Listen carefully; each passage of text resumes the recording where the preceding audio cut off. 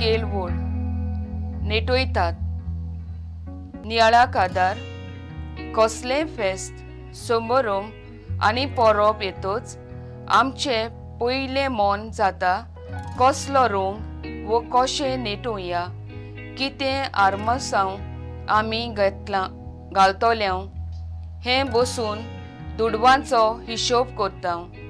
नातालाच्या काळार आदी फुडें भिजलेची वेवस्था करता, पूण सगळें करून आत्मीक वाटेन संबोधा वाटेन बोगसणें दिवंक गरजेच्यांक आमंत्रण दिवचें हें सोडून भायली तयारी चड जाता.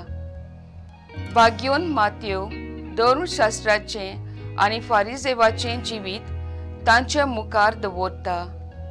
तांणी प्रवाद्यांक मारले, सोतायले, पूण तांच्यो समाधी बऱ्यो नेटोवन ते आपूण बरे म्हूण दाखयतात. बरें नेसोन ते आपले जिवीत भायल्यान बरें नेटयतात, पूण तांची मनां काळजां कुसलोलीं दिसतात.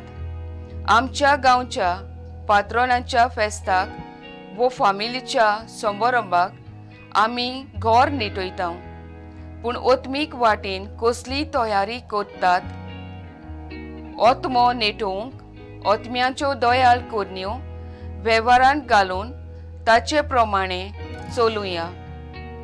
कूड आनी ओतमो नेटयता तशेंच आमच्या पर्यावरण नेटोवया.